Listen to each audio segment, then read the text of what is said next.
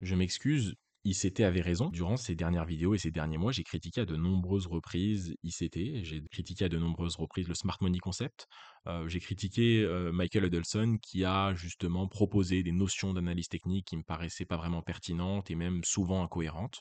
Alors évidemment, il y avait des points quand même que j'ai trouvé intéressants. La notion d'imbalance, la notion d'order block sont des notions que j'ai proposées sur la chaîne avec ma manière de l'expliquer et que je trouve très intéressantes, mais il y a une énorme partie d'ICT que j'ai pas trouvé pertinente pendant longtemps et aujourd'hui je vais m'excuser et je vais vous expliquer pourquoi. Bon, déjà, j'ai critiqué vivement l'opposition entre la dump money et la smart money, comme quoi il y aurait justement des gens un peu naïfs ou qui mettent leur argent n'importe comment sur les marchés et qui vont servir de liquidité à la smart money ou aux institutions plus intelligentes. Donc, ce qui fait que j'ai aussi critiqué toute cette manipulation de marché, comme quoi les institutions financières ont besoin d'aller chercher de l'argent des petits fonds ou des retails pour prendre cette liquidité-là et pour faire bouger excusez-moi, les marchés à leur guise. Donc j'ai critiqué, toute cette notion de liquidité. J'ai critiqué aussi la surcomplexification, des notions ou du système et en fait, il y avait quelque chose que j'avais pas compris. Il y a un élément où je suis totalement passé à côté et c'est cet élément-là qui fait que je fais cette vidéo-là. Parce qu'en fait, je me suis posé la question, il y a quelque chose qu'on peut pas enlever à ICT, c'est qu'il a fait naître pas mal de traders rentables. Ça fait maintenant 2-3 ans, 3 ans qu'il est populaire. Donc maintenant, on voit plein de traders et j'en ai vu plein qui ont des track records de 2-3 ans avec une régularité, une constance assez intéressante. Et ces personnes-là traitent des concepts purement ICT, purement SMC. En fait, j'ai compris que beaucoup de gens sont pas rentables parce qu'ils n'ont pas confiance en ce qu'ils font. Et ICT, on va voir qu'il a permis justement à ces gens-là d'agir un petit peu différemment. J'ai aussi compris que les gens influençables, cette typologie de personnes, ont beaucoup plus de probabilités de succès sur les marchés que les autres. Les personnes qui ont du mal à croire les autres, c'est des personnes qui s'en sortent beaucoup moins bien dans le trading. Les personnes qui remettent tout le temps en question tout ce qu'ils apprennent, c'est des personnes qui s'en sortent beaucoup moins bien parce qu'ils doivent faire 15 fois plus d'efforts pour trouver la vérité, leur vérité sur les marchés financiers. Et donc, c'est des gens qui vont forcément prendre beaucoup plus de temps à arriver à cette rentabilité. Donc, le taux d'abandon est forcément plus important. Donc, au final, hein, la typologie des gens un peu plus influençables vont s'en sortir un peu plus rapidement, surtout s'ils tombent sur les bonnes personnes dès le début ou très rapidement. S'ils tombent sur les mauvaises personnes, bah forcément les méthodes seront pas bonnes, donc les résultats seront pas bons et donc leur taux d'abandon sera également important.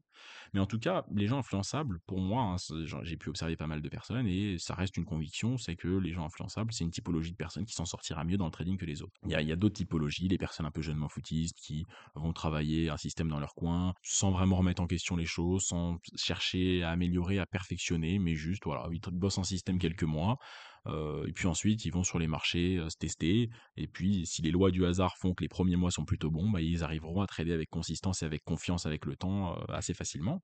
Il y a aussi des typologies de personnes qui ont déjà eu du succès dans leur vie, qui ont entrepris ou par d'autres moyens ont su créer cette confiance en eux avec le temps. Ils ont réussi à construire cette confiance et forcément dans le trading ça va beaucoup plus vite parce que la notion de confiance dans le trading elle est énorme et il s'était à combler ce manque de confiance chez beaucoup de traders. Il s'était en fait à matrixer des milliers de personnes en racontant des histoires sur les marchés financiers. Les marchés sont manipulés. Les marchés doivent aller chercher de la liquidité pour bouger de l'autre côté. Il s'était à proposer des histoires aux gens. Et mon problème, ça a été de juger l'histoire. Ça a été de juger si l'histoire était vraie ou était fausse. Et en fait, moi, avec conviction personnelle, je pense que toute l'histoire que raconte ICT n'est pas vraie. Et j'ai pas de moyen de le prouver, mais moi, je jugeais en fait l'issue de l'histoire. Tout comme les personnes qui tradent ICT ne peuvent pas me prouver que les marchés sont ouvertement manipulés. Il y a tellement d'opérateurs dans tous les sens qui voilà traitent les marchés pour différentes raisons avec différents moyens dans différents objectifs fait qu'en fait on pourrait pas me prouver que ces prises de liquidité ou que toutes les histoires que raconte ICT ont un sens, mais en fait le vrai problème c'est de se focaliser sur ce débat là et en fait on s'en fout parce que c'est pas ça qui va te ramener de l'argent. Ce qui est intéressant c'est donc l'histoire qu'il a racontée. Michael Huddleston a servi des patterns, des stratégies de trading avec une histoire. Des traders ont travaillé leurs graphiques, ont backtesté, ont tradé avec une conviction derrière. C'est pas les histoires qui ont fait gagner de l'argent, c'est ce qu'il y a derrière, c'est tous les systèmes qui ont été mis en place derrière.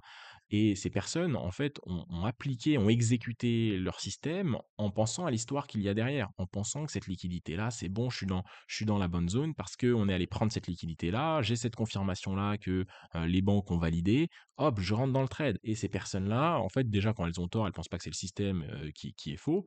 Elles se disent simplement, j'aurais pu m'améliorer, j'aurais pu être meilleur là-dessus. Et vont répéter, vont répéter, vont répéter les mêmes actions en essayant de battre les retails, en essayant de se mettre du côté des institutions financières, en essayant de voir où sont les manipulations de marché, mais toujours en se racontant des histoires. Et c'est pour ça que les traders SMC ont ce besoin d'expliquer tous les mouvements. C'est parce qu'il y a une histoire derrière. Chaque tendance, chaque correction, tout est expliqué, tout doit être expliqué. Alors qu'un trader qui ne fait pas partie de cette famille d'analyse-là, il trade que ce qu'il connaît. Et c'est là où j'aimerais m'excuser, c'est qu'en fait, les traders qui se font des histoires ont raison. ICT a permis de développer une histoire collective aux traders particuliers. Et c'est en ce point qu'il a eu raison. Et c'est en ce point qu'il y a eu autant de traders SMC ces dernières années qui ont réussi sur les marchés. C'est en ce point que ça a été aussi populaire. C'est en ce point que ça a été aussi viral. Mais parce que le storytelling qu'il propose a été extrêmement puissant. Et donc moi j'aimerais dire que dans le trading, il y a une importance de la narrative. Et on l'a vu ces dernières années, les gens qui ont une narrative, les gens qui expliquent les marchés avec une certaine histoire vont plutôt loin sur les marchés financiers. Et mon erreur a été de juger l'histoire. C'est pas l'histoire qui fait que tu vas gagner, mais c'est la méthodologie, la régularité, le fait de te lever tous les matins avec la même envie et d'être tous les matins à la même heure sur les marchés. Et quand tu as une conviction qui te pousse à te lever tous les matins et à être aussi performant, aussi minutieux que la veille, c'est avec ça que sur le long terme, tu vas battre les marchés. Et c'est en ça que je me suis trompé, c'est que j'ai jugé l'histoire, et l'histoire, on s'en fout. Maintenant, j'en viens à cette conclusion, parce qu'il y a forcément des gens qui m'écoutent encore et qui vont se poser la question, du coup, est-ce que l'histoire est obligatoire? Est-ce qu'on doit se raconter une histoire? Parce que les gens qui se racontent des histoires, avec ICT, ont très bien réussi, mais il y a d'autres histoires qui ont très bien fonctionné. Il y a des personnes qui tradaient les penny stocks, c'est également des stratégies de trading qui ont été répliquées ensuite sur les crypto-monnaies à faible capitalisation, à faible market cap, qui se sont racontés certaines histoires. Alors il y avait un fond très intéressant, mais il y avait aussi tout un storytelling, de se dire, bah là, il y a personne qui nous regarde en train d'accumuler ces petites penny stocks, mais quand ensuite elles vont exploser, les institutions vont rentrer. Et donc, il y a pas mal de personnes qui se sont racontées d'autres types d'histoires. Je veux dire, ICT n'est pas le seul storytelling des traders, hein. Il y a eu d'autres histoires avant, d'autres histoires qui ont très bien fonctionné. Est-ce que c'est obligatoire? Je pense pas. Je pense, alors là aussi, on en vient de l'avis personnel, de l'opinion personnelle, et n'hésitez pas à me dire ce que vous pensez en commentaire. Euh, Vous avez le droit de pas être d'accord et de penser que c'était totalement nul ou totalement bien, mais dites-moi juste ce que vous pensez pour qu'on puisse échanger. Et en plus, ça donne de la visibilité à la vidéo et ça, c'est cool, ça permet de référencer la chaîne. Donc, donne ton avis, et si t'as pas d'avis, donne-en un quand même, et puis mets un petit pouce bleu, abonne-toi, comme ça tu rateras pas les prochaines vidéos. Merci. Ouais, non, c'est sympa parce que on voit que les deux tiers des gens qui regardent nos vidéos ne sont pas abonnés à la chaîne, donc abonnez-vous, ça fait vraiment plaisir de voir qu'il y a de plus en plus de personnes qui nous suivent, et ça nous pousse à essayer de créer du contenu le plus qualitatif possible pour que ça puisse aider le max de personnes et faire monter tout l'écosystème du trading à la hausse qui parfois tend un peu vers le bas. Mis à part ça, je reprends ce que j'étais en train de dire. Je pense pas que les histoires sont profondément nécessaires. Je pense qu'elles sont une alimentation intéressante de la réussite, parce que quand on a une conviction, bah, on va toujours chercher à bosser dans le même sens, alors qu'une personne qui n'a pas de conviction va abandonner une stratégie beaucoup plus rapidement, va abandonner un backtest beaucoup plus rapidement, va avoir du mal à exécuter toujours les mêmes trades, les mêmes actions dans le temps. Parce que le trading, la différence dans le trading, c'est que les résultats se font dans le temps. Ils se font pas sur 6 mois, ils se font pas sur un an, ils se font sur des années. On peut pas prendre 300 000 euros ou 500 000 euros par an dans le trading en arrivant dans le trading. À terme, pourquoi pas, mais aller chercher des gros chiffres très rapidement, c'est pas possible. Et cette différence-là, elle se fait sur une répétition de ces actions-là. Et la répétition de ces actions, bah, c'est toujours mieux si elle est backée par une conviction que par simplement une autodiscipline. Donc je pense que c'est c'est mieux d'en avoir, mais c'est pas essentiel. En tout cas, si on n'a pas de conviction ou cette passion pour le trading, ou cette passion pour la manipulation de marché, ou pour l'histoire qu'on s'est racontée, il faut miser et miser sur une discipline assez forte, miser sur une stratégie d'analyse technique simple à mettre en place, où il n'y a pas trop de barrières pour prendre de position, pour suivre les marchés.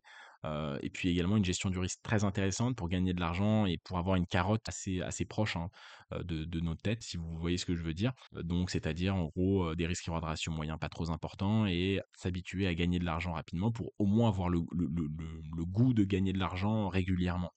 Donc là aussi, on peut. Alors là, j'ai parlé juste de risk reward ratio et de taux de réussite, mais on peut pousser les choses beaucoup plus loin et on peut essayer de mettre en place des systèmes qui nous poussent à nous discipliner beaucoup plus facilement. Parce que chercher des gros risques reward ratio comme certains traders ICT le font, ils le font pour certaines raisons, pour essayer d'avoir raison, pour essayer de battre les marchés.